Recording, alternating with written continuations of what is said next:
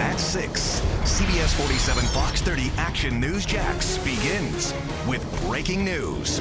That breaking news, a manhunt still underway about 18 hours after a local deputy was shot during a traffic stop.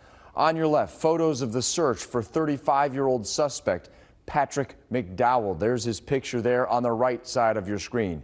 Investigators say he is considered armed and dangerous and should not be approached if you do see him. Call 911 instead. All right, now take a look at your screen. This is the Nassau County deputy who is fighting for his life right now in the hospital, 29-year-old Joshua Moyers. He's been with the sheriff's office since 2015. Sheriff Bill Leeper got emotional talking about him this afternoon, especially when he mentioned Moyers' fiance. Talked with his mother and father and his girlfriend, his fiance, who they were just planning a wedding. They were planning their wedding.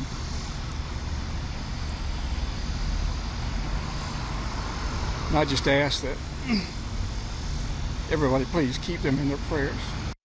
Indeed, keep them in your prayers. A tough day for Deputy Moyers, his family, the Nassau County Sheriff's Office, and everybody helping in that search tonight for the suspect.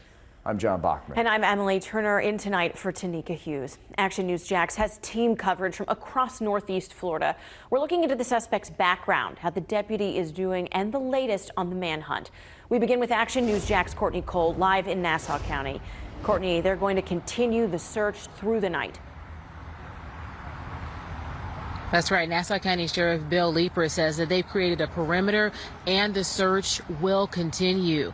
Now, Sheriff Leeper said the search is expected to span over several acres. And he said this is because these acres include wooded areas, homes, hunting camps, and deer stands, so areas where people could hide. FHP is also in the process of two-laning the northbound lanes of 301 south of Callahan because they're going to try to get some of the traffic flowing a little better. But once that's set up, they'll tell us and we'll make sure that we alert you here on Action News Jax. The sheriff's office has also said that they've been going door to door, telling people to stay in their homes, lock your doors, and be on the lookout of anyone suspicious. And they say if you see anything weird, if you hear anything weird, they want you to call them right away because they do have law enforcement in the area. Right now, they're receiving help from at least 15 agencies, including the FBI. I can't say enough of how thankful that I am and our agency is for their support and their help in trying to locate this individual. Now, the sheriff's office told us that there was also a woman in the car with McDowell. We're told that she called 911, and in the last hour, we're being told that she has not been charged. Reporting live in Nassau County, Courtney Cole, CBS 47, Fox 30, Action News Jax. Deputy Moyers has been at UF Health Jacksonville all day. Again, as I said, he's fighting for his life in bad shape. Let's get right out to Action News Jax' Kristen Rary now live at the hospital. Kristen, you've spent the day reaching out to family and friends, and they say Deputy Moyers always wanted a career in law enforcement. That's what they were saying on their social media. Now, he has been with NCSO since 2011 in some capacity, officially hired in 2015, and now he's in this building fighting for his life. Deputy Joshua Moyers is a 29-year-old Nassau County deputy. Last night, he was shot in the face and back during a traffic stop. The shooting has left the department shaken. I went in to see him. He's very critical. We're not sure if he's going to make it or not. The Nassau County Sheriff said in his press conference this afternoon, Moyers is a hard worker, well-liked, and a professional. He was hired with NCSO in 2015. Just a great guy. The NCSO office sent a statement adding he was known for his proactive police work, good attitude, and hard work. Moyers devoted his education to becoming a law enforcement officer. In July on 2018, his office said he was even given an award for his work in law enforcement. But beyond the badge, he's a family man. The sheriff said he even had big plans in the works. Talked with his mother and father and his girlfriend, his fiance, who they were just planning a wedding. They were planning their wedding. His social media shows Moyers is proud to be a deputy, enjoys hunting, and got engaged in mid-2019. Today, it's that family and his department who's asking everyone to keep him in their prayers. And I just ask that everybody please keep them in their prayers. And we are looking for that update on his condition. The sheriff said a little bit earlier this afternoon they would be releasing that around 6 o'clock, and that is because his family was flying in to come see him here at the hospital.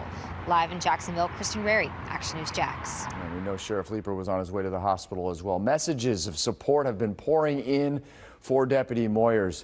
Here's what Nassau County Sheriff's Office posted. Please pray for Deputy Josh Moyers, his family, fiance, friends, and his NCSO brothers and sisters during this difficult time. And St. Johns County Sheriff's Office, please keep our colleagues up in Nassau County in your prayers.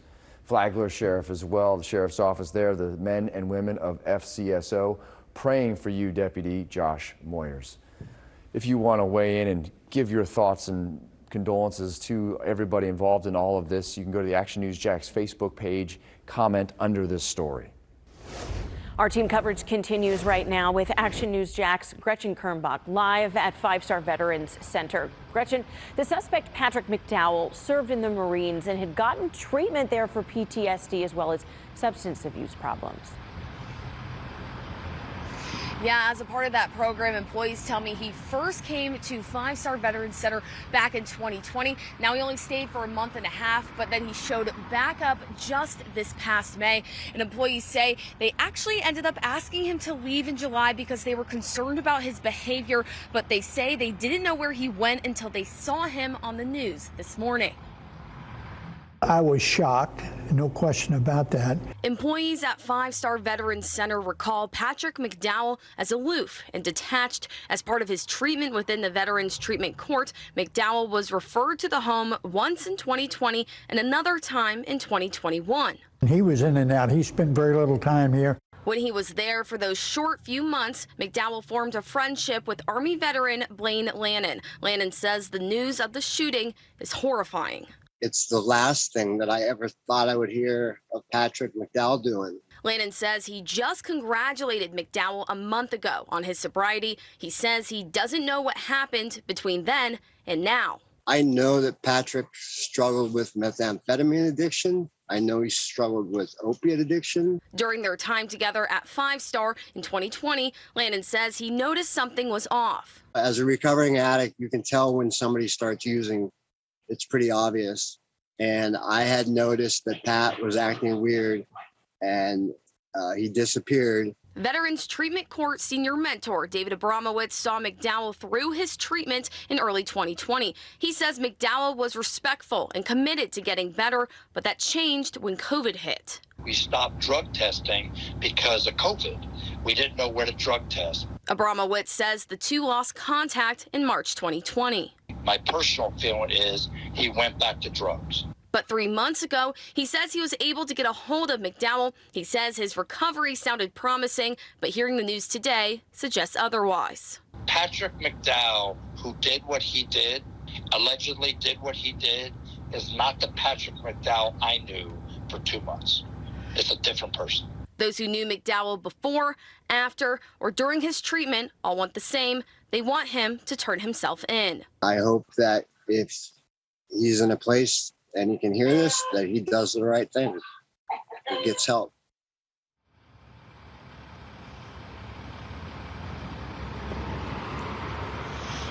And everyone we spoke with at the treatment center says that their thoughts and prayers are with Deputy Moyers and his family tonight. Live in Arlington, Gretchen Kernbach, CBS 47, Fox 30, Action News Jax. If you are a veteran who needs help, you can call the Veterans Crisis Line. The number is on your screen right now. You can also text 838-255. Responders are standing by. Many of them are veterans themselves, and we've got these numbers posted for you on actionnewsjax.com. There are also some local organizations that can help. 5-Star Veterans Center for one, Canines for Warriors, Northeast Florida Women Veterans, Operation New Uniform, and the Wounded Warrior Project. We've also got the list of those resources on our website. I want to bring in now Action News Jax law and safety expert Dale Carson. Dale has decades of experience in law enforcement, including with the FBI. And Dale, the suspect's obviously going to face serious charges. They could get even more serious depending on the deputy's condition. Will his military background or mental health play a role in his defense? Well, it'll always play a role because those are mitigating factors. But he's looking at a capital, which is a death penalty case if the officer should succumb to his wounds. And there are aggravating factors in the particular case because of his being shot in the back after he was shot, oddly, in the face. So that's going to mean if he dies, it's a life felony minimum and likely a death penalty case. Yeah, and they got to find him first, of course. Now, maybe overlooked some of this is that the police dog was shot. We understand that the dog's going to be okay, but recently laws were changed to make that more of a stronger penalty as well. Right, the penalties tripled.